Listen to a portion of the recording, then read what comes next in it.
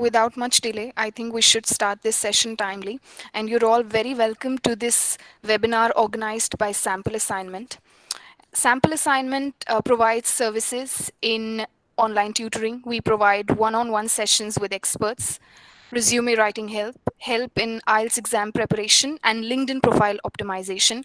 Last month, we conducted a very successful webinar on SOP writing. And this time again, we are here to welcome Mr. Dheeraj Gambhir. Thank you.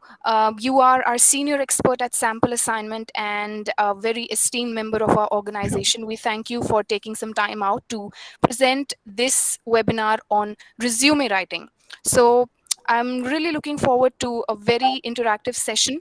All of you are welcome to put forward your messages in chat box, and this session will be of 60 minutes too. Um, the first 50 minutes would be taken by Mr. Dheeraj Gambhir. He'll be explaining you the different concepts, and the last 10 minutes would be the Q&A round where you guys can put forward your questions. So let's just begin without much delay. Thank you, sir, and it's over to you now. Hi, good morning, everyone. So, as the name suggests, we're going to be discussing some pointers, some basic pointers about resume making, what to do, what not to do. And of course, making a resume becomes a very personal and subjective choice. So, we are just giving some foundational factors that may make your resume stand apart. Before I start, I would just want to ask everyone that if there are any particular queries, problems that you would want to address while attending this webinar, or for the reason that why you're attending this webinar, if you have any particular questions or any doubts about your resume, you can say that right now.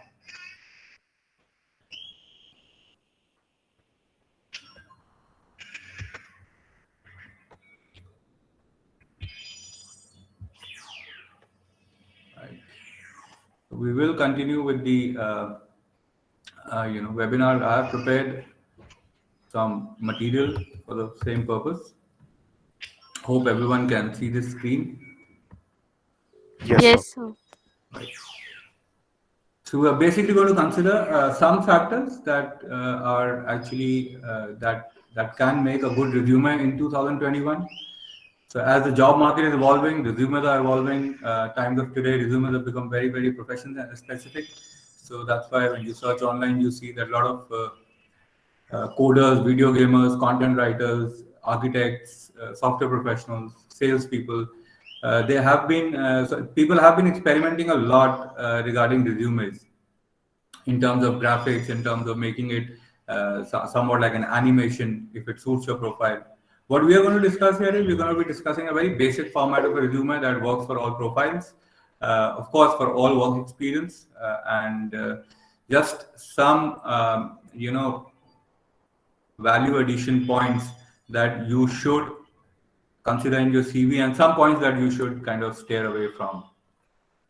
So the topic of this webinar is Good Resumes 2021 and the Power of Free Will. This is something that we're going to be discovering during this webinar. We're going to be understanding what is a resume, how is it different from a CV, what are the different types of resumes, what should be an ideal structure of a resume, what are recruiter looking for. So like we discussed this with a lot of our clients, everybody's looking for the dream job. But nobody thinks from a perspective of a recruiter that what is recruiter's dream, what is his dream candidate. So we're going to be discussing shortly about that. We're going to be discussing some things that you should very strictly avoid adding into your resumes, which we are calling as resume blahs or resume bloopers. And then finally, very quickly, we will discuss the concept of free will, which is an aesthetic concept, but should somewhat reflect in your resume. And then we will have a Q&A with everybody. Right. So the idea here is that your resume is nothing more or less than your own advertisement. So through your resume, try to sell yourself in the best possible manner.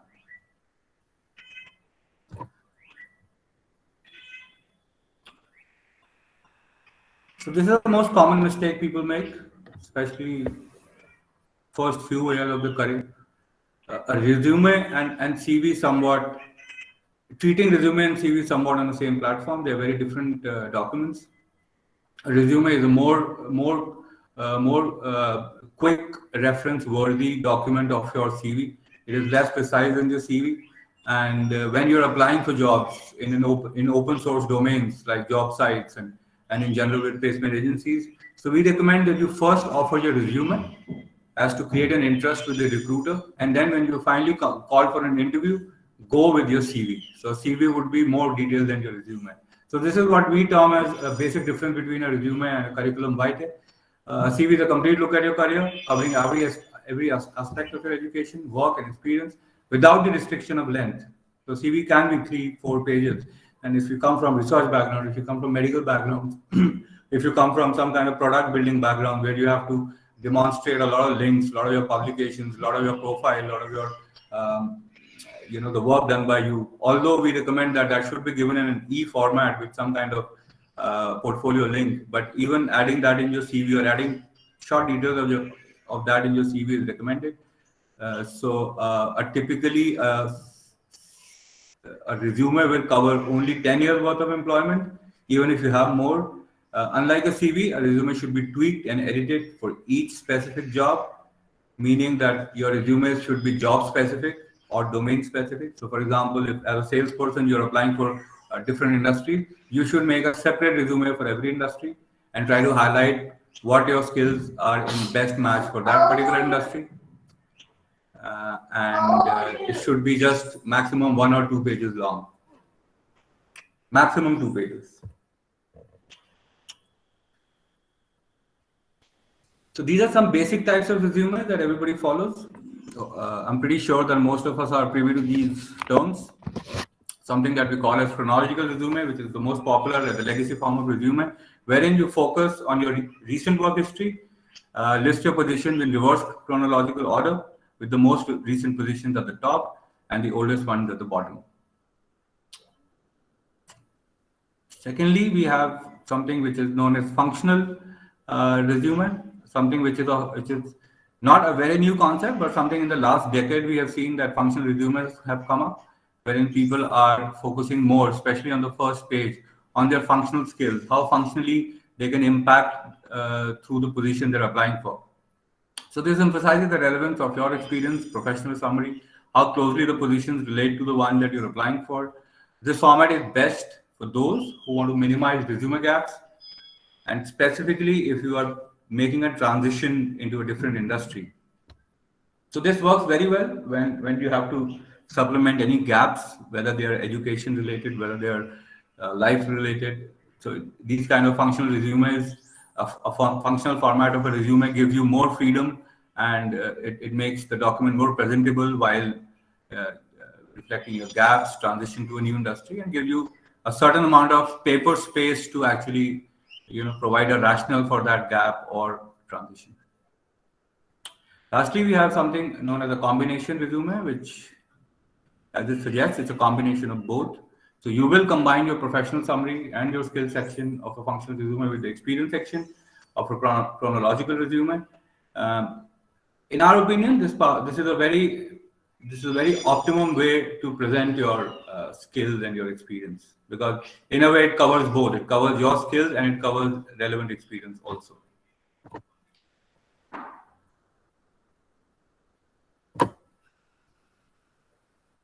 So we're gonna be talking about a perfect resume, but again with a disclaimer that we discussed earlier, that resumes are very subjective, very personal documents.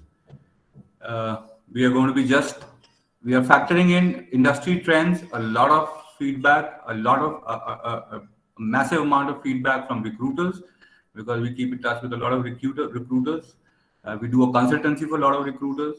So this is based on the feedback given by the recruiters and our own experiences, wherein we would discuss creating a combination of functional plus chronological resume.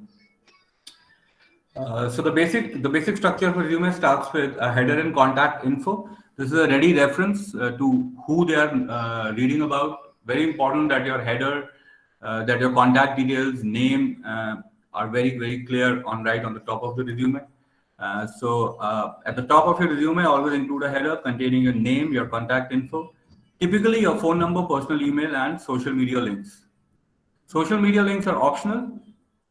in some job profiles, it is mandated if you're applying for digital marketing or social media influencing, anything that is more in tandem with digital marketing and social media marketing initiatives, then it is mandated.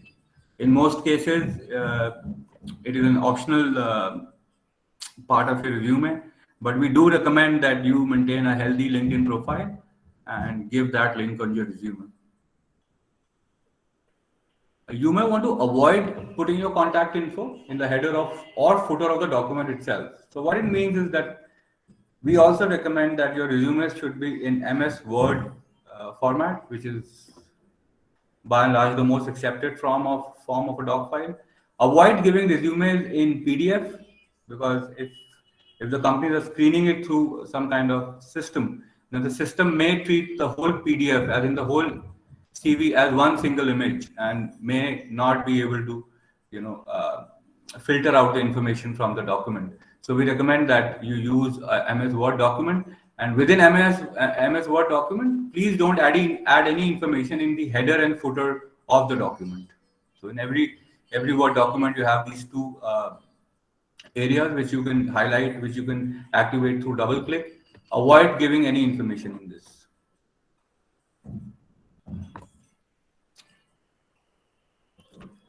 Second most important thing, which should actually be, which should somewhat be the beginning of your resume, is the professional summary, right? So this is something that the recruiter or a prospective HR personnel is going to, the first thing that he or she is going to look at. This should be very, very brief. It should give a very clear idea as to what your skills are, especially in context to the job that you're applying. So a professional summary is a brief 1 to 3 section featured prominently on your resume. It should be a very prominent part of your resume. Prominent meaning that visible in a first glance. That very precisely, succinctly describes who you are, what you do, and why you are perfect for the job. So very simple, and I recommend that you keep it simple in your respective CV. Who you are, what are your experiences, what kind of a professional you are in terms of skills, what do you do, what is your work profile, what are your current KRAs, KPIs, and why you're perfect for the job. So this in recent times has very effectively replaced the career objective. So career objective, we do not add career objectives in resumes in 2021. That practice has been kind of a per se practice, not recommended by recruiters anymore and job consultants anymore. So you start your resume with a professional summary, very specifically reflecting, elucidating who you are, what do you do, and why you are perfect for the job. In contrast with the largely out-of-the-date objective statement, a line that describes the type of career opportunity you're looking for, professional summaries aren't about what you want. Instead, they're focused on the value you could bring to a potential employer. So if your resume is missing one, it probably won't be a deal breaker, but it can be a nice way to give time-pressed recruiters a quick overview of why you are the right person for the job. We move forward to the skill preview. Very, very critical part of your resume, because this is where you will actually tell the recruiter about the basis skill bank that you have. A few years back, we've seen that skill sets and a skill description or a skill synopsis, or whatever you want to call it, people were majorly adding this on the second page or somewhere on the bottom of the first page. That practice has very radically changed. Now what recruiters want, they want to see the skill section in your first fold. So the skill preview is back up. We recommend that you add it within the first fold of your first page of your resume. The skill section has become more and more important, and recruiters and hiring managers increasingly look for candidates with specialized backgrounds. Rather than making the folks reading your resume hunt through your bullet points to find your skills, it's best to clearly list them. If they see them right away, that you have the ability to get the job done, they are much more likely to take your resume seriously. So in other words, in real world, what happens is that when a recruiter is going through scores of CVs, we should allow them, or we should actually enable our CVs, empower our CVs with information which is easily understandable in a quick scan. So that's where skill preview and professional summary come in. So even if a recruiter is probably spending 20 seconds on your resume, your professional summary and skill preview should give a good insight into your skills and your value as a worker within those 20 seconds. And a well-written professional summary and skill preview can exactly do that. And of course, if you are able to create interest from a well-written professional summary and skill preview, then the recruiter will end up spending more time on your resume, probably talk to you on phone, and then ask for your CV, which will be a more detailed version of your resume. So work experience, it includes companies, names, locations, employment dates, titles you've been held, you've been holding, and bullet points containing action verbs and data points that detail the relevant accomplishments of each position. So, like the name says, work experience is by and large the most important part of your resume. It actually clearly states, it should clearly state that what exactly you've been up to. Even if you have 2 to 3 years of experience, that doesn't mean that you weren't able to make an impact or you weren't contributive or productive for your erstwhile employer. So we recommend that you create a worksheet before you start writing down your work experience. Take out pointers, write a little lengthy portion of it, and then by elimination method and scrutiny and editing and proofreading, shorten it a bit for your resume, right? So if you're doing if you're in a particular employment looking for a change, we recommend that you first at least jot down 10 to 15 of your KRAs, and then try to figure out through the job description that you have in hand for the prospective job, and through other research like LinkedIn and other job posting sites. Try and then see that what of these 10 to 15 KRAs are most relevant to the job that you're applying for, right? And then with due time, give them 4 to 5 pointers per employment, which are best suited to the job that you're applying to. So this portion is essential for recruiters and hiring managers who look to absorb information about your career experience and connect your skills to what they are looking for in a potential hire. Recruiters are often flooded with resume submissions and have to carefully source and identify quality candidates in a crowded pack. So make sure your work experience stands out. So in some cases, you see that you have software who are scanning resumes in the first level. So especially there, you will see that if you type your work experience, if you jot down your work experience, taking some kind of inspirations from the primary keywords that are there in job description, the chances of your shortlisting your resume become very high. And this works in both cases. Even in case of a manual scan, you will create a lot of familiarity between your profile and job if you're using exactly the same keywords that the recruiter is looking for.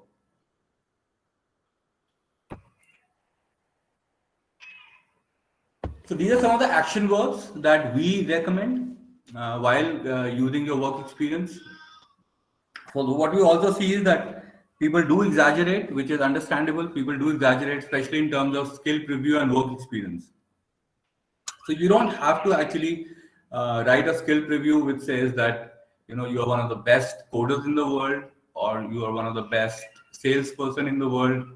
Of course, reflect your profile and reflect your abilities in a positive manner, but within the bounds of rational, right? So that's why we recommend that we use these particular action verbs, because they not only show your dexterity, they will also show the reason. They will also show it within the reasonable bounds of rational without exaggerating it a bit too much. So if in case you're an entry level, meaning you're somewhere between 0 to 4 years of experience, these are some of the words that you can use while describing your KRAs: audited, built, collaborated, created, delivered, earned, exceeded, generated, identified, and so on. Outperformed, planned, presented, produced, redesigned, reduced, researched, solved, trained, and tested. So you will see that some of these words are somewhat superlative forms of of their etymology. Reason, because this is an entry-level profile, the recruiters are looking for a certain amount of energy in entry-level executives. For middle level, we have some more selection here, which is champion, coached, consolidated, seized, enabled, decreased, enabled, facilitated, grew, hired, implemented, instituted, integrated, launched, managed, mentored, and partnered. So these are some of the these are some of the substitutes for words like responsible for, looking after, something that really doesn't sound good on a resume. That, for example, if you say that you were reviewing a balance sheet instead of you audited quarterly balance sheets. So audited becomes a better word there, and so on. So a training gets substituted by coaching, excelling gets substituted by championing the cause, and so on. So for senior level management, we recommend that we use a bit mature words like advised, aligned, cultivated, developed, evaluated, founded, guided, motivated, and transformed. So these are some of the action verbs that we recommend to use in your work experience. So as we very clearly state that you need to add very effective action verbs and data points while talking about your work experience.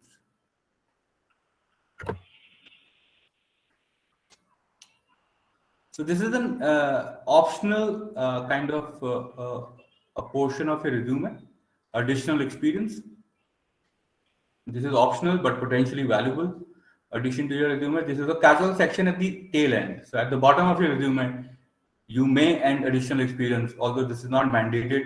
But what it will do is that once you have vetted the appetite of the recruiter and they are interested in your profile, then the information in the additional experience will help them in understanding your holistic profile, right? If you have the skills, you have the experience, what kind of a person you are, your hobbies, your volunteer work, your extracurricular work, your sports achievements can add on to your potential hiring there, because they understand that you have the skills, and holistically too you have certain qualities to fit into their workplace, and you will add value to their workplace. So any kind of volunteer work experience, welfare work experience, awards, hobbies are recommended to be added in additional experience section, which should be at the end of your resume and not in the beginning or the center. And some points to be wary of while writing your additional experience: shouldn't be too long. You don't want it to detract from your skills or work experience, right? It is supposed to complement, not undermine your work experience. So even if you are, unless you are a national award winner in some sports or some really big achievement, don't mention sports, or mention it just by the way as something that you deploy to wind up from day-to-day stress and things like that. It should be a more well-rounded picture of who you are. So you need to be a little bit sincere while writing your additional experience, and it must work to influence the recruiter decision. The final recruiter decision should be influenced through your additional experience. These are some of the resume formatting tips. So of course, content remains the most important part of your resume, but presenting that content and the visual element of that content again also plays an important part. So use an easy to read font of no less than 11 points, at least 11 points. So easy to read fonts are some of the fonts that people are used to. Some fonts that universally used: Verdana, Calibri, Arial, Times New Roman. Depending on your design, you can choose from the top 10 most popular fonts that are used on internet. Add margins of at least 0.7 inches. So this is a certain function that MS Word will give you. You should add margins of at least 0.7 inches. Make sure there's sufficient white space between sections so that whatever your content it is more readable. The white space highlights the text. Don't go overboard with intricate design or decoration. Touches of color are fine, but avoid any clashing or visually busy details. So this goes true to the resume that we are discussing. We are going to be seeing a sample at the end of it. But we have seen that some of the graphic designers, some of the people from the creative aspect of a profession have been using visually loud CVs, and they work for them. So that again becomes a very subjective choice. But by and large, as a median, we don't recommend using a lot of motifs, logos, images, intricate design and colors in your resume. We recommend that in most cases, unless and until your profile really demands it, resume should be a simply laid out document. If you're going to print out copies of your resume, invest in a good paper and use a high quality printer. So we recommend using bond quality paper if you're actually handing out a physical copy of your resume. Like we discussed earlier, don't save your resume as PDF because this will hamper your chances if there is any automated scanning of resumes in the company that you're applying to. Of course, keep your resume to 1 to 2 pages max, unless you're in a field like academia or medicine. So these additional pages will be including your cited papers, research, publications, and so on with their links, with DOI links.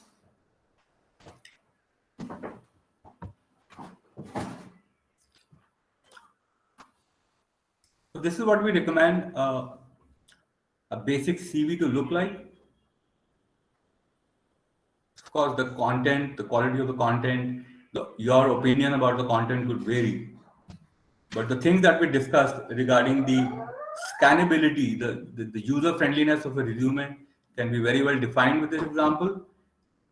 Any recruiter who looks at this resume within first 20-25 seconds, they will be able to understand the key skills of this particular candidate, education, additional experience, and prior work experience.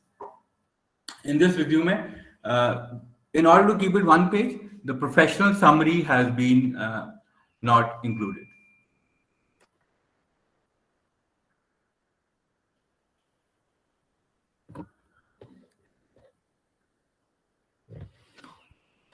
Right. So now let's discuss that. What do recruiters dream about? So recruiters are obviously hiring on behest of process managers, eventually for purposes that are commercial in nature, meaning that in some or the other way they are involved in money making in most cases. These are some of the things that you should keep in mind while creating your resume.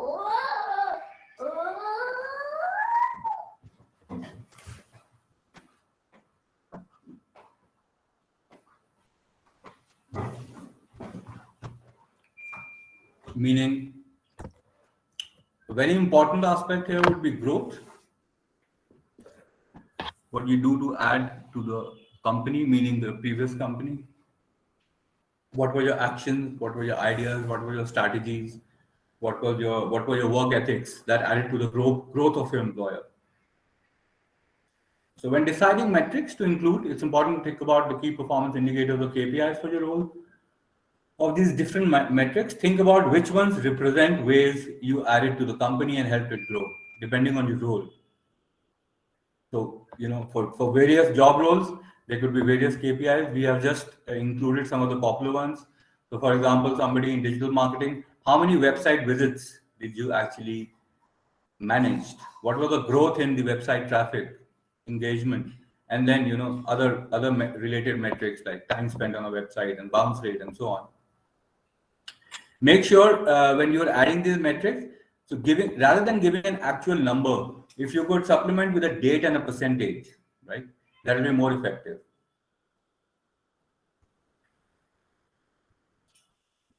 Right. So instead of writing that you increased the website traffic from 15,000 to 20,000, it is more prudent to write that that the initiative that you took, that the marketing steps, the marketing strategies that you implemented, enabled the website to gain 20 to 25% traffic between a certain duration. So from Q2 to Q3, my marketing strategy led to a 15% increase in website traffic. So this is something the recruiters will understand more effectively and easily, rather than core numbers.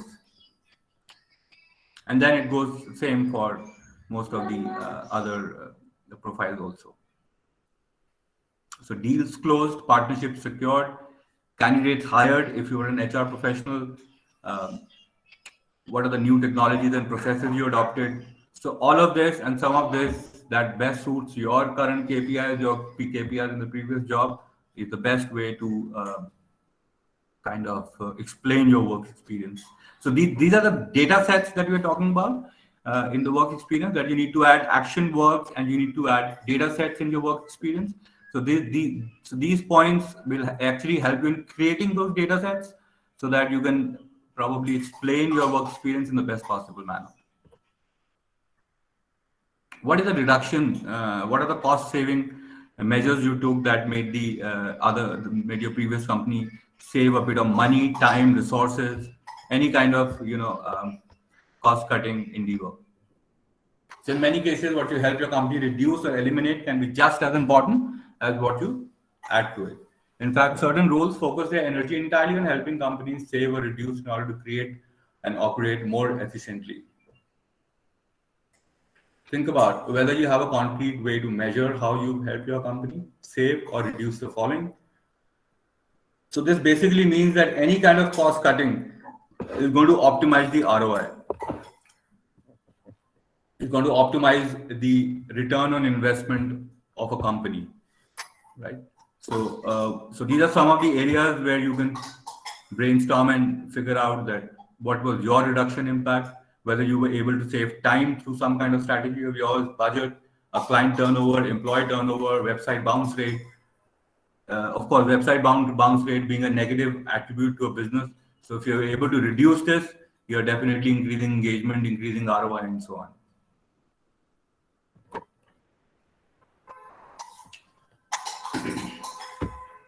So what was the impact of your work role in your previous company is also an important factor to include in your resume, especially in the data sets that you use while creating work experiences. How many people did your work help? As in, within your personal capacities, what did you do to actually help other people? The people could be internal employees of the company, external clients of the company, and so forth. So a great way to illustrate how much value you can add to a company is by showing them just how many people you previously helped. This just doesn't have to be people outside of your company, like users or clients. It can also include those within your company. Look through the following people metrics and think about which ones might be relevant to your role. So the number of team members you've led, number of users or customers your work impacted, number of stakeholders involved in a project, number of clients you managed, number of employees you supported for a function like IT or HR. So for example, if you're an IT professional, if you're an IT admin, then of course the entire team is dependent on you. How much time were you saving there, and so on. So these are just some of the ideas that we have in order to explain the impact that your work role can have on a company and enable the company for better functioning through your contributions. I'll just go through it once again. So while creating the data sets of your work experience, focus on the growth that you can add. Focus on the reduction of the negative attributes of any business that you can enable through your own contributions, your personal contributions. What is the impact that you can make on other people, clients and peers and your colleagues, and within the internal teams of the company?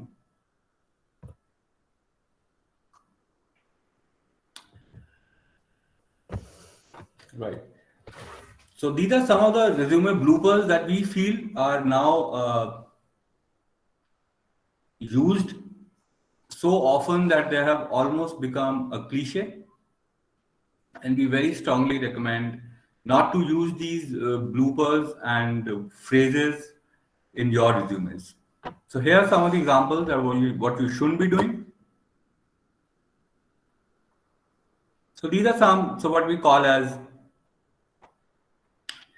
so it's safe to say that adding words like I'm hardworking and ambitious, I have a really good memory, I'm an expert at so and so skill,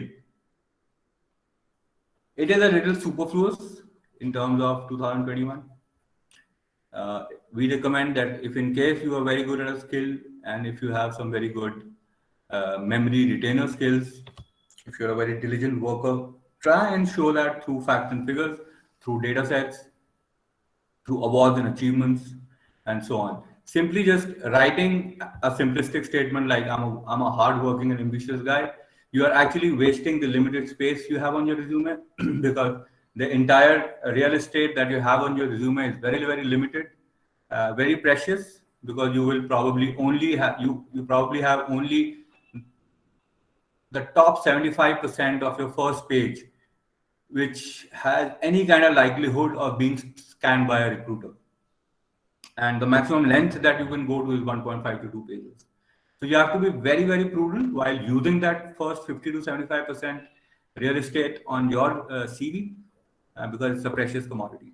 So don't waste it with terms like I really have good memory, hardworking and ambitious, and I'm an expert and so on. Microsoft Office is not a skill in 2021. It is a done thing. If you don't know Microsoft Office, please don't send your CVs to us. This is what most of the recruiters that we met had to share with us. Being result oriented and punctual is also not something that will add any value to your profile. These are done things. So these are done things that you are hardworking, punctual, meaning you come to the office at a correct time. You put in your desired work hours. You work towards a collective goal of company achieving and orienting on the result. And of course, you know Microsoft Office. So these are not something that you need to mention in your CV. So even today, when we go through a lot of CVs, as recruiting managers also, we see that a lot of people use this phrase, the reference is available on request. So we recommend not to use it because it makes you sound a bit too eager.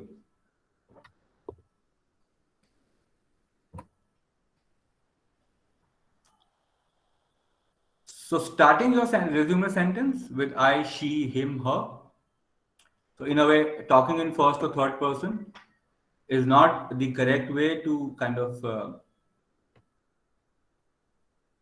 state data and facts in your resume. Because what it essentially does is it sounds like someone else has written your resume for you.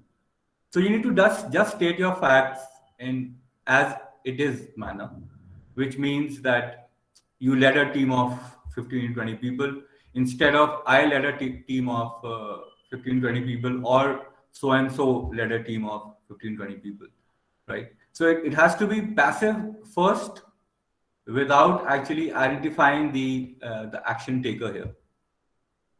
So a led a team of 4 actually specifies very clearly that you led a team of 4 because the person is going through your resume, right? So this is the writing style that we recommend.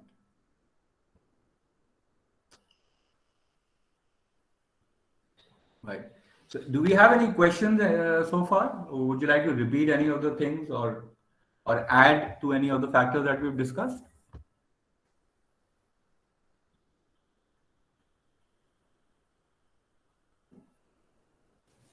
Yes, sir. I have a question. Right. Can you hear me? Yes, I can. Yeah, sir. I just want to ask, like you said, that it is better to, submit your resume first so that when the recruiter gets interested, only then you should share your CV. So does that mean that once we share the resume and when he calls us for the interview, then we should submit the detailed CV and not before that?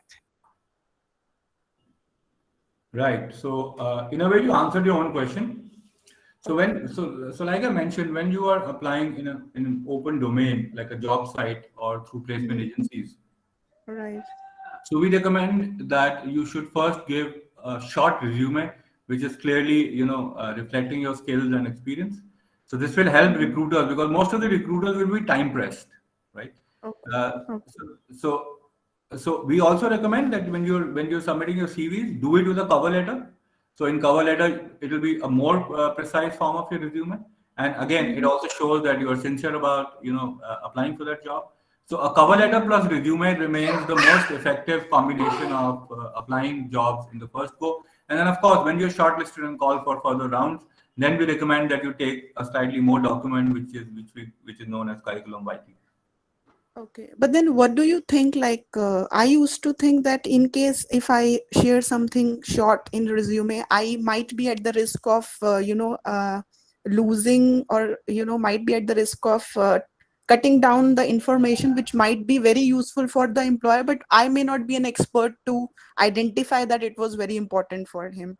So in Mhm. that case, don't you think that it's better to share the detailed one when we feel that we are not that expert in writing a resume or curriculum vitae? Right. So like I said, resumes are very, very function specific. Mm-hmm. So what's your name? Lisa.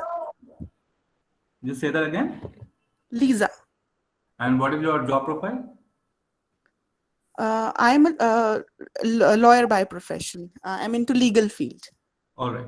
So, for example, I really don't know what is your subdomain in law, but let's take an example. If you're applying for, let's say, a firm which specifically deals with IPR, or a firm which Right. specifically deals with civil, right? So that's what I mean when I say function specific. So, Okay. if a firm that is hiring for IPR lawyer, or even as an intern who can help them with research, they won't be really interested if you know the entire precedent from 1950 to 2021 of civil law, because that's not their domain, right? And Right. so on. And then it stands true for most of the professions. So, for example, as a sales profession, in the sales profession, I am a very good salesperson, and I have varied experience, hypothetically. I may be applying for inside sales job. I may be applying for corporate sales job. I may be applying for B2C, B2B, right? Different forms of sales, because today corporate world is very complex. So I will make Right. sure that my resume is very specific to the job role that I'm applying for. So as an Okay. inside sales professional, I would like to reflect skills that are very core to inside sales, in terms of communication skills, in terms of convincing people on telephone, in terms of my written English communication, because this is how I'm going to interact with my clients. In terms of Right. B2B sales, I would be reflecting, something which is very specific to people skills, because that's what a B2B person does, more or less. In most cases, you will actually physically visit your lead and try to convert it, because the sheer number of the ticket size, or the sheer Right. value of the ticket size, right? So this is what we mean by resume and a CV. So resume needs to be very, very job industry function specific, Okay. right? Okay. And Thank like you. you said, that in a real world scenario, you will see the recruiter are pressed for time, and a quick scan will help them. So that's why we recommend resume in the first go. Okay. Okay. Thank you. Right. So should we move further?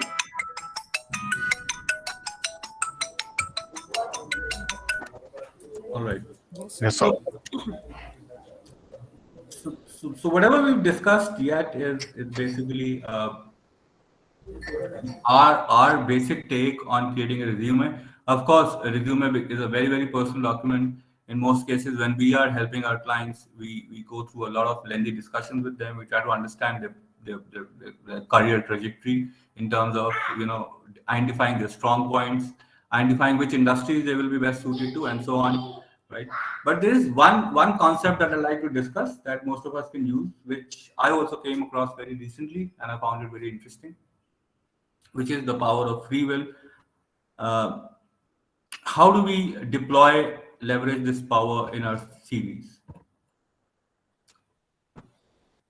So, just to give you a basic history, a background of this particular concept. So this is a painting. This is a ceiling painting on the Sistine Chapel, created by Michelangelo. It's known as the creation of Adam, where God was giving life to human. If you look closely, you will see that in the original workpiece, the God and Adam's fingers are not connecting, they're not touching each other. And over the years, historians, art restorers, art appreciators have done a lot of research on this. that why did Michelangelo not connect both the fingers? Because eventually God was passing life into Adam. So this is the concept that intellectuals and scholars and researchers have come up with after studying uh, about Michelangelo, his whole, because he was a very religious person and so on. So this gap between the finger of God and the finger of Adam is something which is called free will. This is the origin of free will, of course, with a biblical reference. So what is a free will? It's everything you do and you don't do by choice, right? So why I am specifically mentioning the concept of free will in the context of resume is,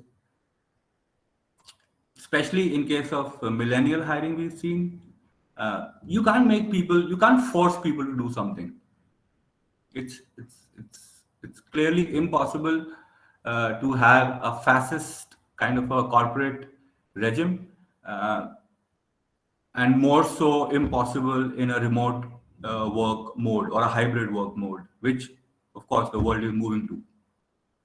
So how do you define that you have free will to contribute, to innovate, to create, and to kind of add value to the profile that you're applying for?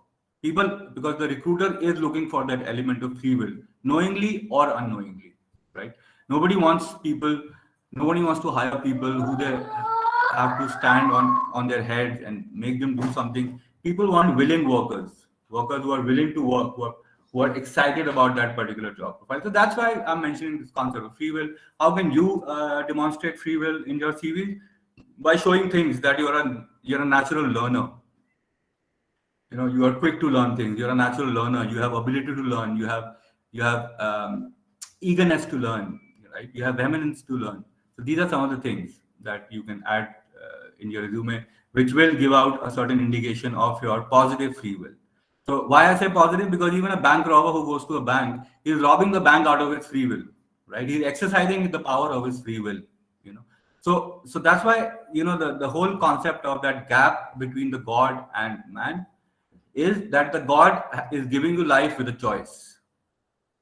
It's what you make of it, right? So that's where the power of free will comes in. Whatever you make out of your life, whether good or bad, comes out of the power of your free will. You could be very successful out of your free will, and you could be an utter failure out of your free will. The choice is yours. So how do we reflect this choice in a resume? We tell them that we are good learners, eager learners, ardent learners, always ready to learn, quick to learn, and have retention power.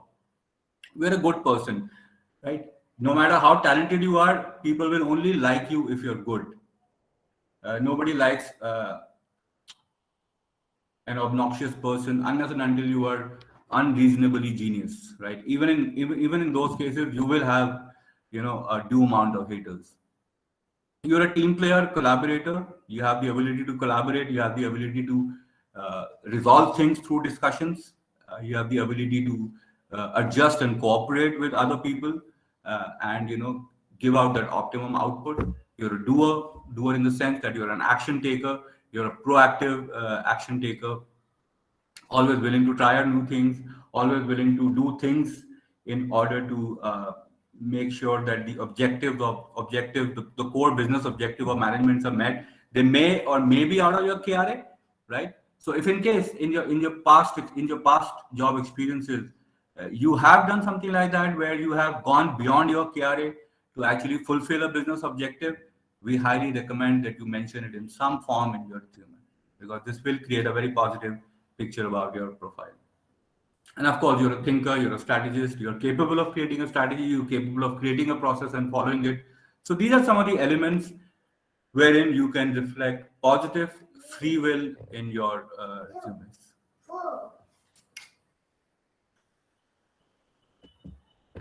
So we'll basically just go through right from the first slide and conclude this. And please, if in case you have anything to contribute, to ask or say, please feel free to do that.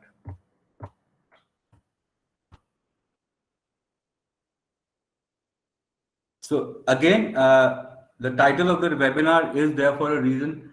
Please do not underestimate or ignore the power of free will while creating resumes. This will be a very personal choice, and it will also reflect uniquely in everybody's resumes if done in an honest manner. So what we discussed is we discussed what is a resume, what are different types of resume, how is a resume different from curriculum vitae, what should be an ideal structure of a basic resume, what are recruiters looking for, what to avoid in resumes, and the concept of free will.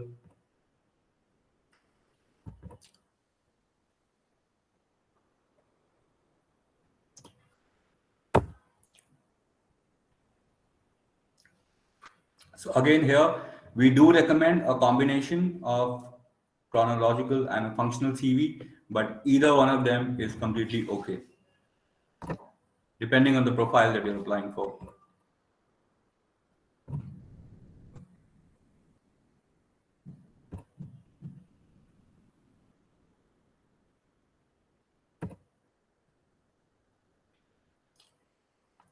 So like we discussed, the skill previews should be in the first half of your first page and should be in a very short and precise manner. We discussed that we need to use action verbs and data sets, data points to exemplify your work experience in the previous companies, to make you stand out. These are some of the action verbs that we discussed. And of course, then at the end of the resume, we need to add additional experience. This is optional, but recommended so as to give a holistic view of your profile as a person, as a worker, and so on.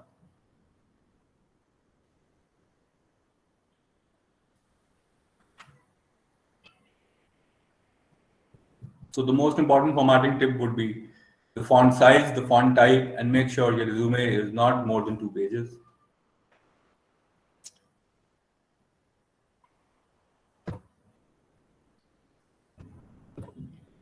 So when we talk about what recruiters want, we also take parlance of these factors in creating those data sets while writing a work experience and overall taste of our CV.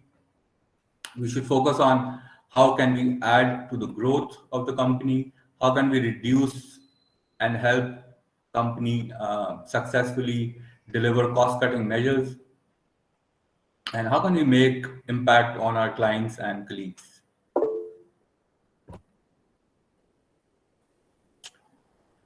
Some of the things we shouldn't be doing with the resumes: writing simplistic statements without supporting it with data,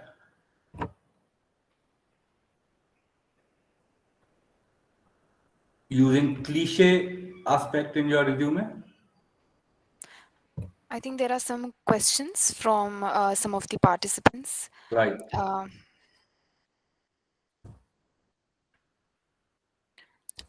Shivam has asked in the chat box, what is CXO? Of course. So now we are to our Q&A section. All the participants are most welcome to put forward their queries, for we have now started with the Q&A round.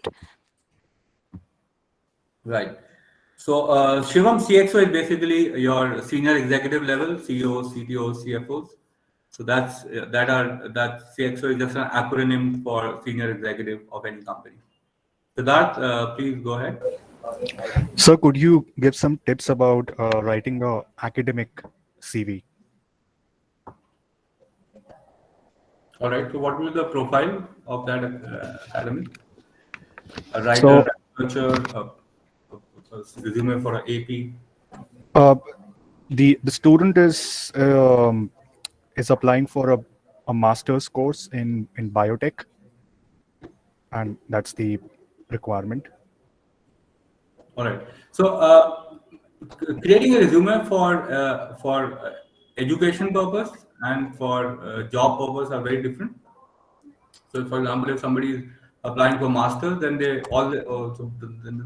most important thing that you need to do is that you need to write about their last 3 latest education certificates, degrees, how well they performed in those subjects, what exactly are their educational interest, research interest, any kind of extracurricular, volunteer, uh, curricular sports achievement becomes important.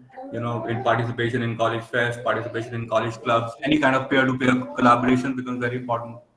And most importantly, a very important part of this particular CV, which is not there in a professional CV, is clearly reflecting your future goals. So they need to be very, very clear in an admission CV as to what are they going to do with a master's degree, what is the future goal. So, so in these terms, it is very different from what we discussed here. Okay. Thank you. Yeah.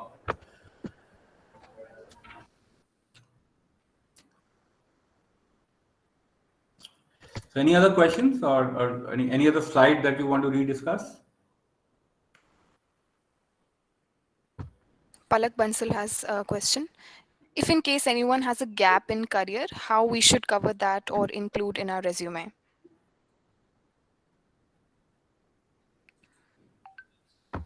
Right. The best way is to not include it if in case you have a gap in your career. Because wherever you are writing your career graph, you are giving dates in the resume. So anybody who's looking at your resume can figure out that there are gaps in your resume, and probably this will be a point of discussion if you are eventually called for an interview. But then giving a reason in your resume that these are the times that, so for example, I worked for from 2012 to 2017. Then from 2017 to 2018, I didn't work for, maybe I went traveling, maybe I had a personal issue, maybe I had a health related issue. You don't need to mention that in your CV. You need to just completely ignore it.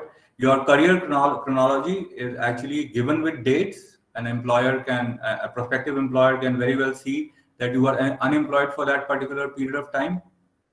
And this is the point of discussion in an interview, or whether physical, virtual, or telephonic.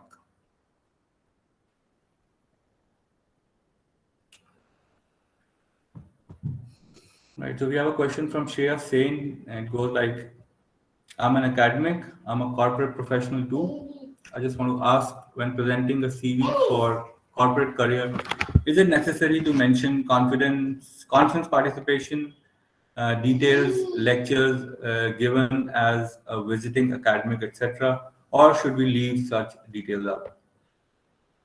Right. So simply for in the context of attending a particular seminar, attending a particular conference. So this will be in case of researchers, academics, teaching, any kind of jobs which would require a bit of industry and business intelligence. So like we discussed earlier, we do recommend that, we go up to more than 2 pages, and the latter pages we use to kind of explain the attendance of the conferences, what was discussed, whether you presented any research paper, what was the topic of the seminar, was it published online, and so on and on. So this is definitely okay and mandated to mention in a CV if you come from academic background. And so what I don't understand in your question is that academic plus corporate. So what exactly do you is a combination of something which is academic plus corporate? So can I give some insight on this, Apurva, this side? Yeah, please, Apurva. So just like for instance, I have worked in a clinical background, and then I shifted my base into an MNC setting. So, but I come from a healthcare background, so my background was clinical, and then again the MNC was also a clinical base, like it was a health insurance MNC. So like that, maybe he's trying to ask. All right. So from researcher to a commercial profile, we recommend that you mention your research and academic experiences in a bit concise manner, because eventually, so I don't know whether you're going to that health insurance company as a salesperson, as a business intelligence person, and so on. So if you're going through there as a business analyst, then of course mentioning your research would be I would recommend that you mention a research slightly elaborately. But if you're going in some kind of commercial profile which is a customer-facing profile, then it should be a bit concise, because your research will help you in doing the job, but that's not what you will exactly be doing. Because if the company wanted to hire a researcher, they would have actually given up that job posting of a researcher.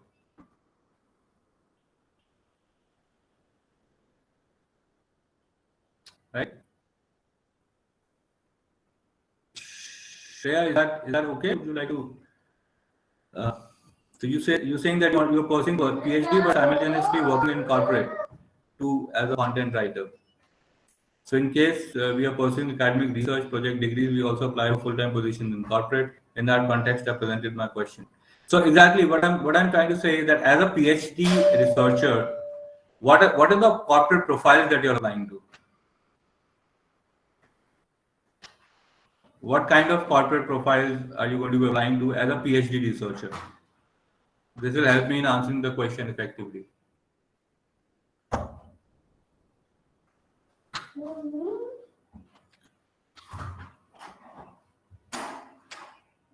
Okay, so let's just hypothetically say that maybe you're applying for a corporate chain of hospital, or a corporate chain of diagnostic labs, or anything like that. In that case, I would say that I recommend that you add your research publications and so on in an elaborate manner, ensuring that your CV is more than 2 pages, and you're do links and DOI links and things even beyond 2 pages. So I would recommend that in that case, because from what I understand is that most of your career has been spent as a student, not with much of a work experience. So I would recommend that you add these the learning outcomes of these conferences, seminars, and researches in your skill summary also, in your professional summary also, and with an elaborate list of these particular attendance and researches. It may even if it goes beyond 2 pages. So I would recommend that you add it elaborately in this case. Hello, sir, can you hear me? Yeah, I can. Yeah, sir, I just have a question, like just from an organizational point of view, I just want to understand, like most of the organizations are looking for particular skills for a specific job. Now, we all are work in progress. So there might be a possibility that the kind of skills the employer is looking for, we may have 60 of those skills and the rest of the skills are not there. So is it that the employers or the recruiters are considerate of that thing, that obviously that every person will not have all the skills? So do they accept the candidates with some of the skills that they already have, and they have a arrangement wherein they can add on to the skills of the potential employee that they want to recruit? All right. So from out of my experience, I can tell you this, that recruiters are more desperate to hire you than you are for the job. You simply cannot anticipate the desperation of a recruiter. So from HR's point of view, you should understand that they are dealing with multiple positions, and any HR will testify to this fact. And they have a time-bound pressure to close positions. Ji. And they are working back and forth 24/7 to close those positions. So their desperation level is much higher, in most cases. Okay. Now coming to your question is that so this will vary with job profiles. Okay. So for example, if somebody is looking for a very so in case of technical profile, if somebody is looking for a Java developer, and if somebody is looking for React developer, or somebody is looking for a Python developer, then they are looking only at a particular core skill, right? So if I am looking for a Python developer who has 3 to 4 years of good experience, then I need a Python developer who has 3 to 4 years of experience. Right. Then I will not hire a Python developer or somebody who's just learning Python and then try to make him trainable. But in case of operational profiles, sales, post-sales, customer delight, any kind of operational which includes, which complements the business workflow, I feel that just posting out a positive profile with an honest preview of your KPIs and KRAs would go in your favor, because organizations, like you said, do understand that nobody's perfect in that manner, right? Especially in executive level. And that is why I also included the concept of free will, wherein you should use that concept of free will in your resume. Give out your profile as somebody who can collaborate, learn, and is very eager to grow. So this remains one of the most crucial factors in the decision-making process of a recruiter. Right. So, like from this only, there is another question. Like you said, they have time-bound pressures and they are more desperate to hire. So, what is majorly, what is the attitude of the employees with regards to, because like they have time pressures. So now in that regard also, they may also think, because I don't have time, so why should I spend my time adding on to the skills of this person, rather than I should recruit somebody who already have those skills. So when they are already short of time, why would they like to invest their time in somebody? So is it that this also differs from employer to employer, the attitude? It will deflect from employer to employer. And so what I'm basically trying to tell you is that Mm-hmm. that a recruitment professional gets a very definitive data, a criteria on which he or she is supposed to hire, Right. because your eventual productivity is going to be managed and amplified by your reporting manager, who Right. is who is the direct part of the process. Right. HR is only complementing this process, right? Right.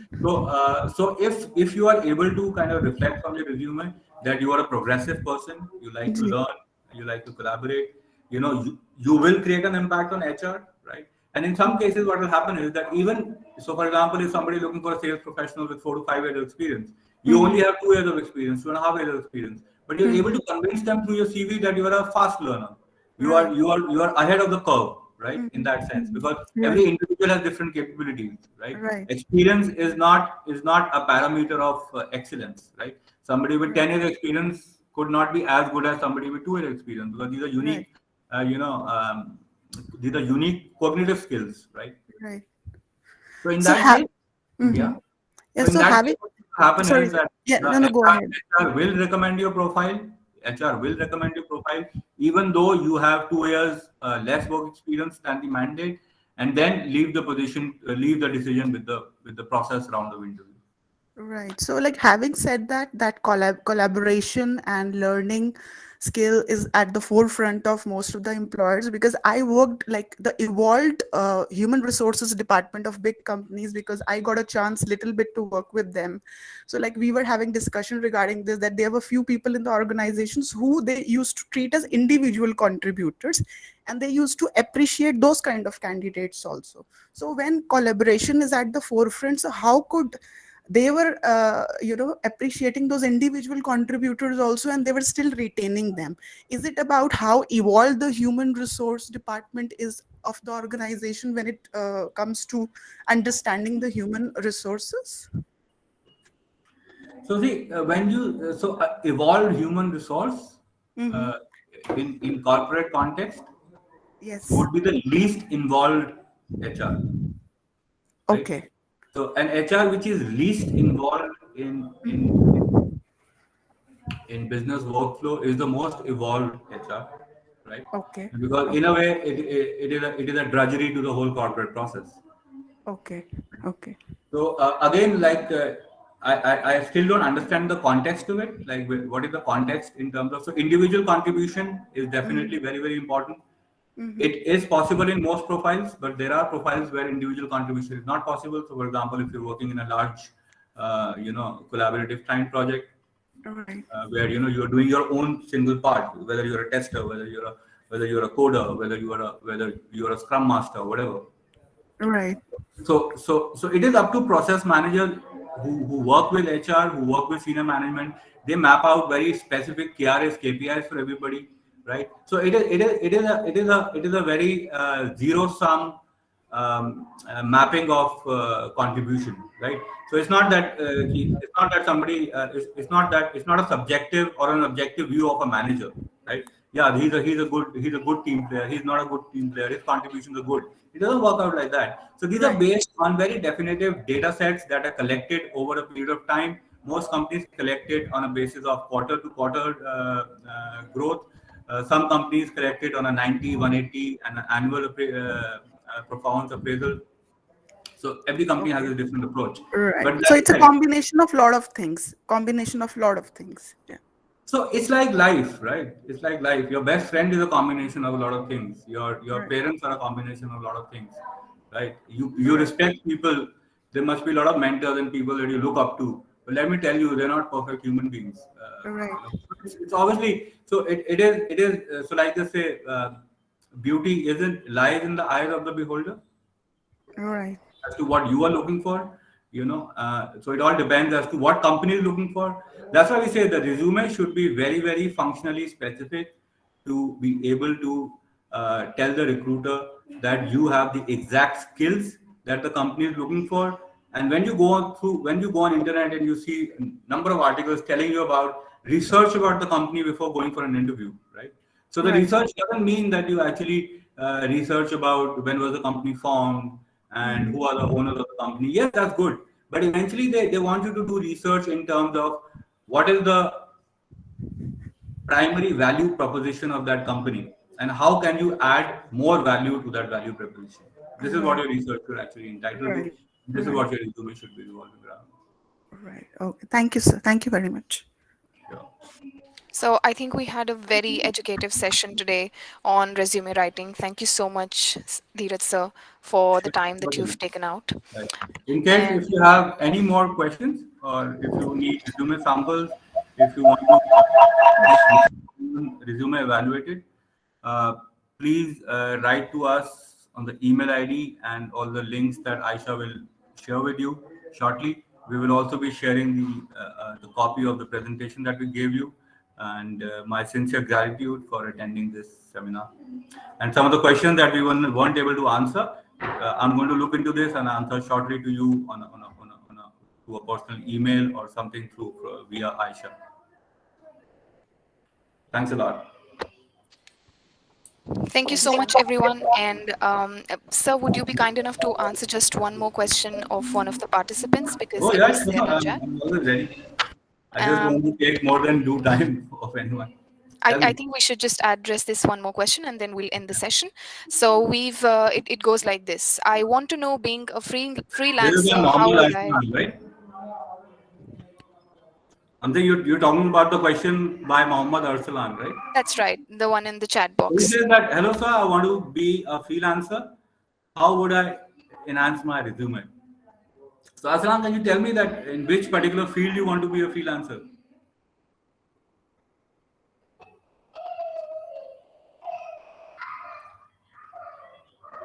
Because a freelance profile is very subjective to the service that you're giving.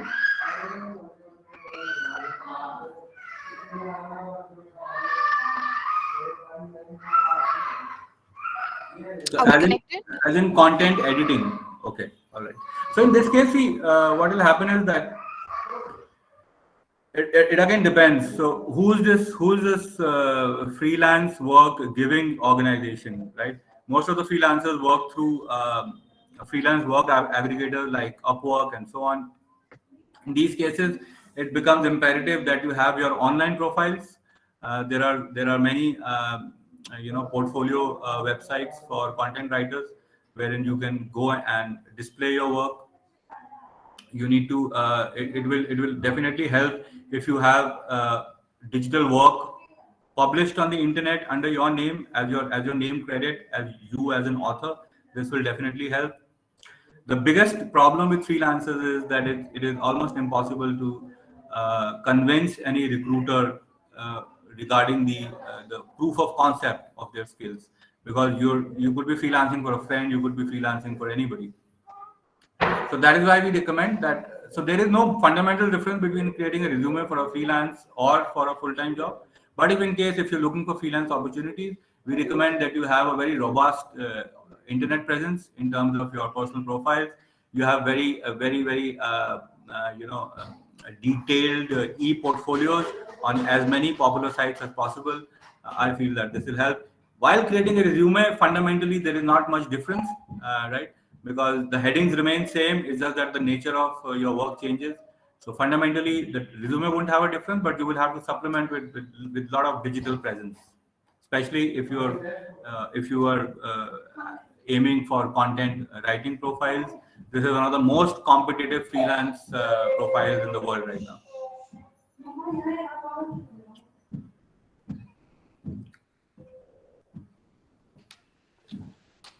Okay, great. Thank you so much for addressing all the queries and for this very informative session on resume writing. If any one of our participants are wanting help in getting their resumes written, you can contact us on help@sampleassignment.com. Thank you so much again, sir. Sir, I have one request, if it is possible. Please. Apurva this side. Yeah. Sir, the PPT that you have taught, can you share that study material? I mean, we get to have a lot of meetings, but we are never given this study material. So it will really help to Are you refer. referring to the PPT that we just discussed? Yeah, I mean, it had some points, so which Yeah, of can course. be. So as soon as the session is over, everybody attending the session is entitled to a certificate of participation as a token of appreciation from sample assignment. We will be sharing this PPT with all attendees. And additionally, if you have any questions, if you have any other queries, you can kind of mail it directly on the email ID help@sampleassignment.com. Okay, A sir. link has been shared on chat box to know more about our Yes. services. So this is also one of the links. Yeah. Right, sir. Thank you so much, sir. Thanks, sir. Very comprehensive. Very nice. Thank you. Thank you so much, everyone. Signing out now. Thank you.